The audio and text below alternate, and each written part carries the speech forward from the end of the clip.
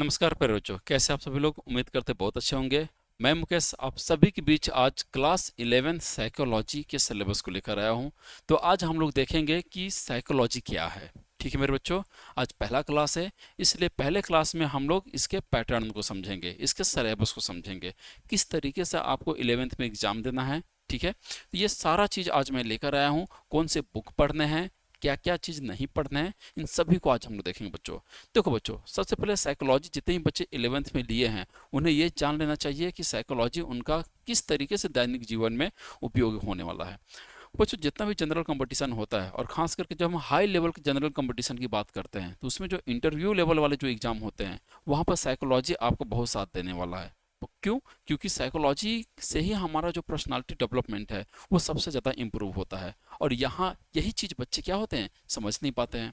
तो आज हम लोग देखेंगे कि साइकोलॉजी 11th में कौन कौन से सब्जेक्ट पढ़ना है, मतलब टॉपिक की बात करें, और किस तरीके से पढ़ना है, सारा चीज़ देखेंगे। तो चलिए बच्चों, हम देखते हैं कि इसमें कौन सा बुक पढ़ना है, नहीं पढ़ना है, ये सारा चीज़ हम लोग आज लेकर आएंगे। ठीक है मेरे बच्चों, तो सबसे पहले क्या देखते हैं, सबसे पहले हम लोग सिलेबस को देख लेते हैं, विषय सूची को देख लेते हैं।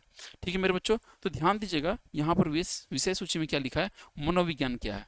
प्यारे बच्चों समझना, मनोविज्ञान के बारे में जितनी भी अवधारणाएं हैं, जितना भी कॉन्सेप्ट है, वो सभी चीज़ हम लोग यहाँ देखेंगे। जैसे मनोविज्ञान के अर्थ क्या होते हैं, मनोविज्ञान के प्रकार क्या होते हैं, मनोविज्ञान की विशेषताएं क्या होती हैं, ये सभी कुछ हम लोग यहाँ पर जानेंगे। और हर चैप्टर में कुछ नया चीज़ सीखने को हम लोग को मिलेगा। बच्चों, आप लोग फिल्मों में देखते होंगे किस तरीके से मनोवैज्ञानिक लोग मन की बात को जान लेते हैं। तो वो झूठ नहीं बताते हैं, वो बिल्कुल सही बात बताते हैं। बस ये रहता है कि उन्होंने अपने क्षेत्र में इतना ज़्यादा प्रयोग किया मनोविज्ञान में कि वो बैठे बैठाए आपसे अगर बात कर रहे हैं तो आपके मन में क्या चल रहा है वो जान जाएंगे मेरे बच्चों।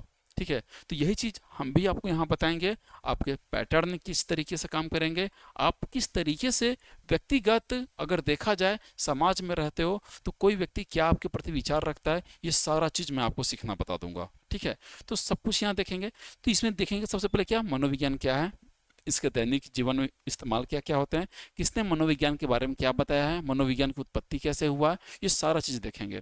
दूसरा चैप्टर में क्या देखेंगे, दूसरा चैप्टर में देखेंगे कि मनोविज्ञान में जांच की विधियाँ। ध्यान देना बच्चों, मनोविज्ञान में जांच की विधियाँ यानी यहाँ पर पूरे के पूरे जो इसके चेक करने के मेथड्स हैं, ये सारी चीज़ें हम लोग देखेंगे। और ज़्यादातर जांच की विधियाँ जो है बच्चों मेरे, वो जानवरों पे आपको मिलेगा और कुछ ना कुछ मनुष्यों पे भी मिल जाएगा। समझना, मनोविज्ञान में जब मैं आप लोग को पढ़ाऊंगा ना प्राणी व्यवहार, तो प्राणी व्यवहार में दो चीज आपको पढ़ाएंगे, एक मानव व्यवहार और एक पशुओं का व्यवहार। ये दोनों है तो प्राणी ही, तो वही प्राणी व्यवहार में जब बताएंगे तो यहाँ पर प्राणी व्यवहार को भी हम लोग अच्छे से क्या करेंगे, समझेंगे। तो चैप्टर 2 क्या है, रीडिंग करना, प्राणी व्यवहार को अच्छे से रीडिंग करना। चैप्टर 3 की बात करते हैं। आपके मन में चल रहा होगा कि सर कितने चैप्टर पढ़ेंगे, तो सब कुछ यहाँ पर आ जाएगा, पहले बता देंगे तो मजा बेकार हो जाएगा। ठीक है, तो चैप्टर 3 में क्या पढ़ेंगे, मानव व्यवहार के आधार। अब हमारे ह्यूमंस बिहेवियर की अगर बात करें, हमारे व्यवहार किस तरीके के हो सकते हैं, ये सारा व्यवहार के बारे में जानेंगे। जैसे कई लोगों को देखते होंगे कि उनका जो व्यवहार होता है अदर लोगों से, अन्य लोगों से बहुत भिन्न होता है। हम लोग समाज में उसे पागल कहते हैं। याद रखना बच्चों, साइकोलॉजी में पागल शब्द का कहीं जिक्र नहीं किया गया है। हम उसे असामान्य व्यक्ति बोल सकते हैं। किसी को बहुत ऊंचा बोलना पसंद है, किसी को गुस्सा कर बोलना पसंद है, कई तरह के व्यक्ति के क्या होते हैं, पर्सनालिटीज होते हैं। तो यहीं पर हम लोग व्यवहार के आधार को भी समझेंगे कि मानव के व्यवहार किस तरीके के हो सकते हैं। ठीक है बच्चों, ध्यान देते रहना। ये दैनिक जीवन में सबसे ज़्यादा इस्तेमाल होने वाले हैं आपके पर्सनालिटी डेवलप के लिए। पर्सनालिटी डेवलप में क्या होता है, आपका बोलने का तरीका, शैली, सब कुछ बदल जाएगा। ठीक है, तो ये सारा चीज़ यहाँ पर हम आपको बताएंगे। ठीक है बच्चों, चैप्टर 4 में क्या पढ़ना है, मानव विकास पढ़ना है। मानव विकास सीधे लिख रहा है ह्यूमन डेवलपमेंट। अब यहाँ पे ह्यूमन डेवलपमेंट ये नहीं लिखना है कि बच्चा बड़ा हो रहा है, धीरे धीरे बहुत बड़ा हो गया, नहीं। यहाँ पर हमारा जो बचपन से लेकर के जवानी तक का और बुढ़ापे तक में हम लोग क्या ऑब्जर्व कर रहे हैं, क्या सीख रहे हैं, ऑब्जर्व यानी क्या सीख रहे हैं, यहाँ पर सब कुछ लर्निंग, ये सारा चीज़ यहाँ पर हमारे विकास में देखा जाएगा कि बचपन में हमारा व्यवहार कैसा था, बड़े हुए तो व्यवहार में क्या क्या परिवर्तन आए। ठीक है बच्चों, ये सारा चीज़, तो इसीलिए जितने भी होते हैं साइकोलॉजिस्ट, वे जब भी किसी का भी इलाज करने के लिए आते हैं तो क्या करते हैं, उसके बचपन के बिहेवियर से लेकर सब कुछ जानना चाहते हैं वो लोग। तो इसीलिए देखते हो कि हिप्नोटाइज वो लोग करते हैं, निद्रा में ले जाते हैं, एक ड्रग देते हैं और निद्रा में ले जाते हैं। उससे क्या होता है कि वो बच्चा जो रहता है वो सारा का सारा चीज़ क्या करता है, बयां करते हुए चला जाता है, और उस बच्चे को यही लगता है कि वो नींद में है, सपने में है। वो सपने में तुम्हें ले जा करके सब कुछ पूछ लेगा। तो साइकोलॉजी इतना पावरफुल होता है। ठीक है, चलिए अगला क्या है, चैप्टर 5 में क्या पढ़ेंगे, संवेदी, अवधानिक और प्रत्यक्ष प्रक्रिया, यानी सेंसरी दिया है, अटेंशनल दिया है और परसेप्चुअल प्रोसेस के बारे में दिया है। यानी यहाँ पर आपके संवेदनाओं के बारे में जाना जाएगा कि संवेदनाएं क्या क्या चीज़ें होती हैं। ठीक है, तो इसमें संवेदनाएं, क्योंकि जितने भी व्यक्ति सब किस पे काम करते हैं, सभी संवेदनाओं से भरे हुए रहते हैं। ठीक है, यहाँ पर हम लोग ये देखेंगे। चैप्टर 6 की अगर बात करें बच्चों, तो अधिगम, ध्यान देना मेरे बच्चे, हम लोग बचपन से लेकर के मरने की उम्र तक किस प्रोसेस से गुजरते हैं, अधिगम से गुजरते हैं। और सबसे ज़्यादा अधिगम की अगर बात करें तो 25 साल तक के एज तक में जितना आप सीख सकते हो, सबसे तेज़ी वहीं से सीख सकते हो। उसके बाद थोड़ा सा माइंड होता है डाउनफॉल में आना शुरू हो जाता है। इसलिए देखते हो कि बच्चे लोग का माइंड बहुत शार्प होता है, 25 तक में वो अपना सेटलमेंट भी कर लेते हैं, जॉब भी ले लेते हैं। ठीक है, उसके बाद अगर आते हैं तो ऐसा नहीं कि उसके बाद जॉब नहीं लेते हैं, बट जो एक इच्छा और लगन शक्ति जो 25 तक में होता है वो उसके बाद आने बंद हो जाते हैं। और देखते होगे कि जैसे जैसे व्यक्ति का उम्र बढ़ता जाता है, वो बूढ़ा होता जाता है, उसकी सोच प्रवृत्ति सब बच्चों जैसी होती चली जाती है। तो एक बच्चा बच्चे में बच्चा होता है और एक बच्चा बूढ़े में बच्चा होता है। ठीक है, दोनों सिचुएशन में क्या होता है, बच्चा ही होता है। तो अधिगम हम सीखेंगे, लर्निंग सीखेंगे कि किस तरीके से हम अपने दैनिक जीवन में सब कुछ सीखते हैं, उसका यूजेस क्या क्या होता है, यानी प्रयोग क्या क्या होते हैं, ये सारा चीज़ हम लोग इसी चैप्टर में देखेंगे। ठीक है मेरे बच्चों, चैप्टर 7 की अगर बात करें तो ये क्या है, मानव स्मृति के बारे में, ह्यूमन मेमोरी के बारे में। बहुत सारे बच्चे ऐसे हो गए जो बहुत जल्दी सब कुछ भूल जाते होंगे, और कितने को बहुत सारी चीज़ें क्या होती हैं, याद होती हैं। तो ये डिपेंड करता है, मेमोरीज पर डिपेंड करता है, टाइप्स ऑफ मेमोरीज के बारे में हम लोग पढ़ेंगे। ठीक है, तो ये चैप्टर 7 में मेमोरीज पढ़ेंगे, और यहीं से मेमोरीज रीडिंग करना भी आपको आएगा। ठीक है, फिर 8वां चैप्टर क्या, चिंतन। चिंतन में क्या है, आपको यहाँ पर एक भाषा भी मिल जाएगा। ठीक है, तो ये आपका थिंकिंग हो गया और लैंग्वेज हो गया। चिंतन में देखे ही होगा किस तरीके की संवेदनाएं आती हैं, आपका मन में किस तरीके के विकार आते हैं, ये सारा चीज़ यहाँ पर हम देखेंगे। तो जो बहुत ज़्यादा ओवर थिंकिंग करते हैं, ध्यान देना, ओवर थिंकिंग इलाज हम यही बताएंगे। आजकल सबसे ज़्यादा बीमारी क्या हो रहा है, ओवर थिंकिंग हो रहा है, मतलब पूर्वाग्रह के हम लोग शिकार हो रहे हैं। और ओवर थिंकिंग में यही होता है कि किसी के बारे में हम कुछ भी नहीं जानते हैं। अब जैसे मान लो कोई व्यक्ति रहता है, किसी रिलेशनशिप में रहता है, तो वो क्या होता है, लॉन्ग डिस्टेंस रिलेशन में कहता है कि पता नहीं वो वहाँ पे कैसे होगा, क्या कर रहा होगा, नहीं नहीं नहीं पक्का गड़बड़ चीज़ है। मतलब वो उसके बारे में कुछ जान नहीं रहा अच्छे से, फिर भी उसके बारे में बहुत कुछ आगे का सोच लिया। तो ये किस में आता है, ये सब पूर्वाग्रह में आता है, चिंतन में आता है, ओवर थिंकिंग में आता है। तो यहीं से आपका चिंतन शुरू हो जाता है। तो इसका ट्रीटमेंट क्या है, इसका इलाज क्या है, ये सारा चीज़ यहाँ पर मैं आपको बताऊंगा बच्चों। और चैप्टर 9 ये आपका क्या है, ये आपका आखिरी चैप्टर है 11th में। तो चैप्टर 9 में क्या पढ़ोगे, अभिप्रेरण एवं समय, मोटिवेशनल। देखे होगे संदीप माहेश्वरी जी को भी देखोगे किस तरीके से लोग एक दूसरे को मोटिवेट करते हैं। मोटिवेशन रियलिटी देखा जाए ना बच्चों, मैं बता रहा हूँ कोई नहीं होता है। मोटिवेशन नाम का कोई चीज़ ही नहीं बना है आज तक। आप अपने घर की स्थिति को अगर देखते हुए काम करते हो तो आपसे बड़ा मोटिवेशनल सेल्फ मोटिवेट कोई नहीं है। तो मोटिवेट कभी होना है ना, तो आप अपनी स्थिति को देखो, आप अपने घर की स्थिति को देखो, आप ऑटोमेटिक मोटिवेट हो जाओगे। ये एक साइकोलॉजिस्ट कहता है। नहीं तो ऐसे आप किसकी बात सुनते हो, जो व्यक्ति कामयाब होता है, जिसके 10 मिलियन सब्सक्राइबर होते हैं, आप ऐसे व्यक्तियों की बातें ज़्यादा सुनते हो। क्यों, क्योंकि वो अपने लाइफ में क्या सक्सेसफुल है। तो यही चीज होता है मेरे बच्चों कि दिमाग का सब उपज होता है, समझना। आप कामयाब व्यक्ति से हमेशा सुनना चाहोगे, और वही कोई फेल्यूअर तो आप उसकी बातें नहीं समझोगे। तो ये चीज यहाँ से आपको मिलेगा कि मोटिवेशन होता क्या है रियलिटी में, और इमोशंस के बारे में। हम आपको इमोशंस, होता ही नहीं कि कितने लोग इमोशन में बह जाते हैं और अपनी ज़िंदगी बर्बाद कर लेते हैं। इमोशंस किस तरीके से आते हैं, कैसे कैसे इमोशंस काम करते हैं, क्या आपके ऊपर निगेटिव इम्पैक्ट डालता है, ये सारा चीज़ हम यहाँ से सीखेंगे। तो बच्चों मेरे कितने चैप्टर टोटल पढ़ने हैं, टोटल चैप्टर पढ़ने हैं आपको 9 11th में।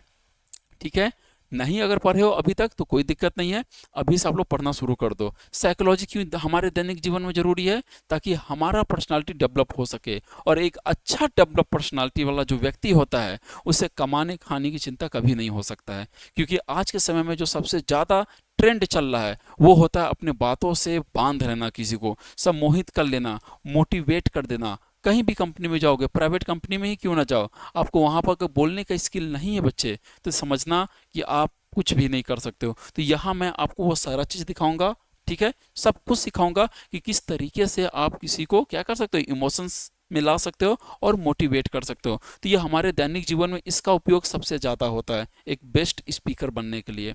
अब प्यारे बच्चों आते हैं कि आपका एग्ज़ाम कैसा होगा, उसके पैटर्न के बारे में आते हैं। बहुत सारा दिमाग में कन्फ्यूजन चलता होगा, सर एग्ज़ाम पैटर्न बता दीजिए कैसा होता है। तो देखो मेरे प्यारे बच्चों, एग्ज़ाम पैटर्न की अगर बात करें तो साइकोलॉजी में कितने होते हैं, रिटन की अगर बात करें तो टोटल ऑब्जेक्टिव प्लस सब्जेक्टिव मिलाकर ये आपके होते हैं 70 नंबर के होते हैं।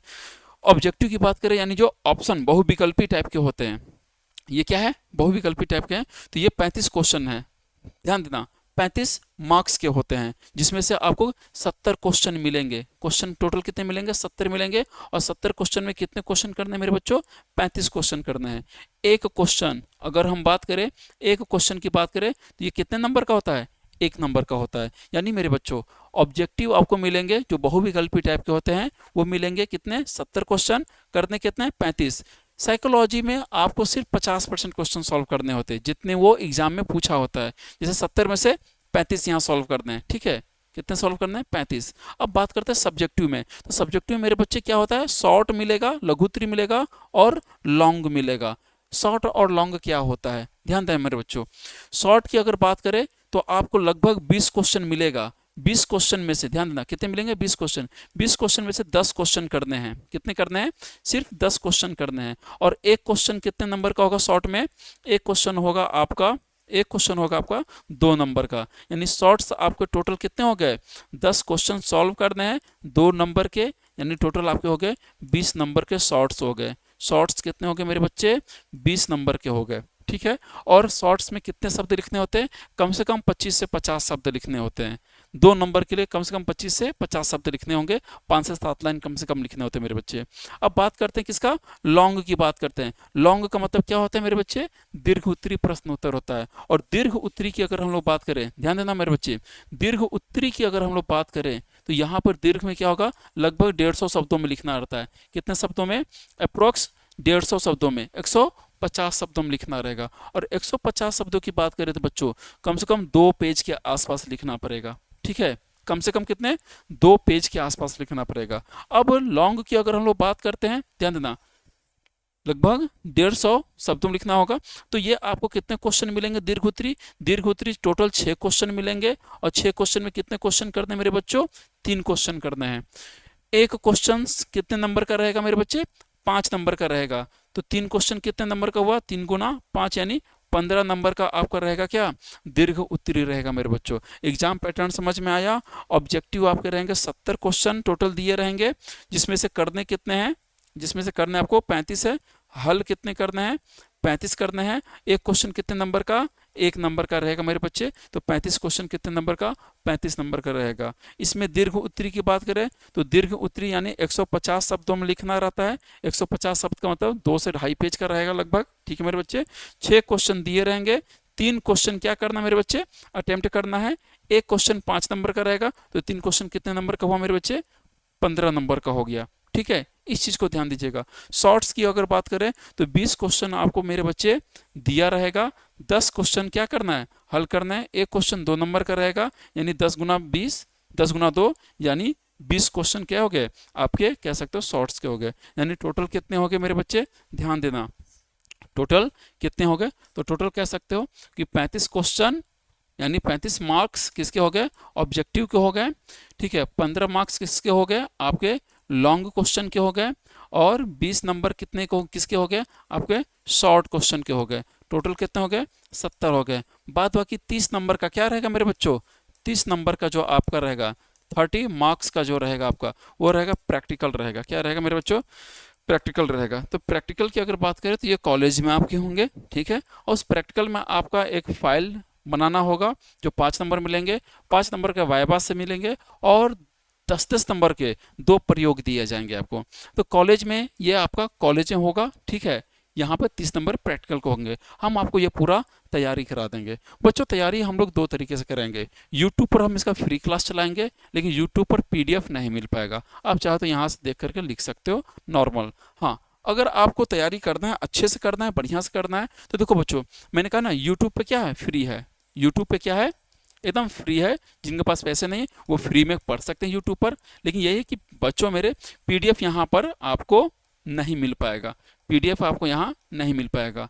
अब बात करते हैं अपने, हम क्लासेस की बात करते हैं। तो आप सबसे पहले क्या करना, कोर्स को ज्वाइन अगर करना है, जिनको पेड कोर्स में जाना है, तो आपको कोर्स लगभग कितने का मिलेगा, 399 रुपये का सिर्फ कोर्स मिलेगा। आपका पूरा बजट इसमें आ जाएगा, जिसमें आपको लाइव क्लासेस मिलेगा, रिकॉर्डेड क्लासेस भी मिल जाएगा अगर छूट गया है तो, और पीडीएफ नोट्स भी मिल जाएगा, टेस्ट सीरीज भी मिल जाएगा, पूरा का पूरा व्यवस्था रखे हैं। देखो बच्चों, ऐप में पढ़ने से क्या फ़ायदा होगा, ऐप में पढ़ने से ये फ़ायदा होगा कि आपको ऐड का परेशानी नहीं होने वाला है, सब कुछ क्लियर यहाँ पर मिल जाएगा। ठीक है, तो आप ज्वाइन कैसे करेंगे, तो ज्वाइन करने के लिए तनु क्लासेस ऐप को क्या करना है, डाउनलोड कर लेना है, और कोई भी सब्जेक्ट से रिलेटेड इंक्वायरी करना है, हम आपके सारे सब्जेक्ट को लेकर आए हैं, किसी भी सब्जेक्ट से लेकर इंक्वायरी करना है तो आप इस नंबर पर इंक्वायरी कर सकते हैं। ठीक है, डिफरेंट दोनों में समझ गए, यूट्यूब में और ऐप में क्या है, तो यूट्यूब और ऐप में यही डिफरेंट है बच्चों। यहाँ पर पीडीएफ आपको नहीं मिल पाएगा, बस फर्क इतना है। और यहाँ आपको test series, PDF notes, recorded class,